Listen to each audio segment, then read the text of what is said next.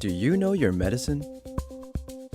Weed Maps and SC Laboratories bring you an educational series on the science of clean and safe cannabis. Today's cannabinoid profile is on Delta-9 tetrahydrocannabinol.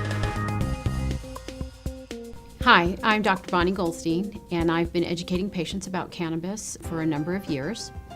And today I'm going to talk a little bit about Delta-9 tetrahydrocannabinol. It's the most prominent compound found in the cannabis plant. It was discovered in 1964 by researchers in Israel. Cannabis has been used for many, many years, thousands of years, but nobody knew exactly what was in it. In fact, that same group continues to do research on cannabis to this day. THC starts out in the plant as geranyl phosphate and aliptolic acid. Through an enzyme-catalyzed reaction, the geranyl phosphate and the aliptolic acid are catalyzed to cannabigerolic acid, or CBGA. The CBGA is the precursor to several of the cannabinoids. To make THC, we go through the pathway catalyzed by another enzyme called THC synthase. It allows the CBGA to become THCA, or tetrahydrocannabinol carboxylic acid. The THCA has very different effects than the THC. Now with heat or over time, the THCA can decarboxylate into THC.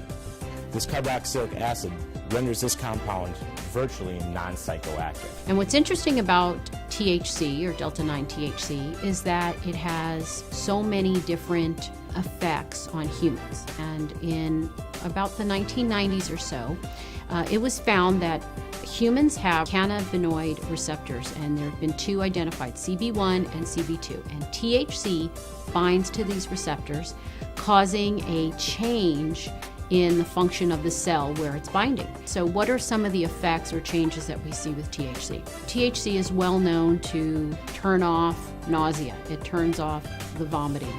It also appears to trigger appetite. It also appears to have effects as anti-inflammatory. In fact, it's been found to be 20 times stronger than aspirin. And it's also been found to be 2 times stronger than hydrocortisone, a well-known steroid that people use. It's been found to be a strong antioxidant. There was a study out of Harvard that talked about these mice that had these large tumor loads, and by giving them THC, the tumor, and I believe they were lung cancer cells, were reduced in half. There's also was a study in humans where THC actually reduced or decreased the tumor cells for this specific type of brain cancer.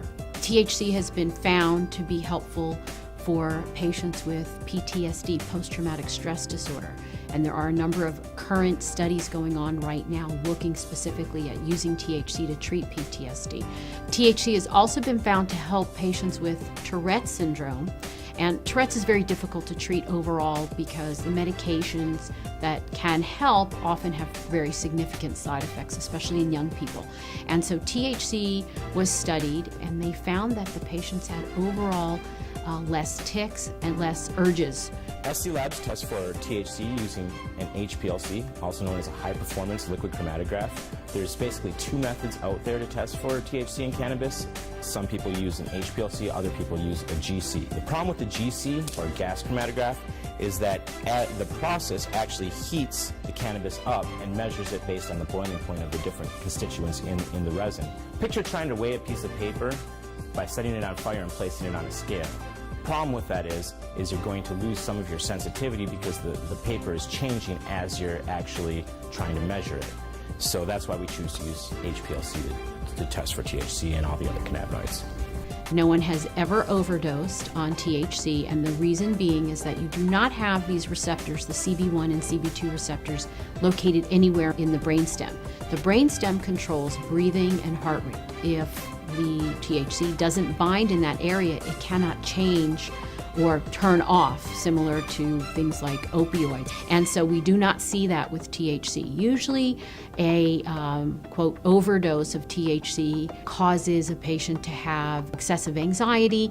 They have a sense of what's called perceived harm. They think something bad's gonna happen to them. They're really in no medical danger.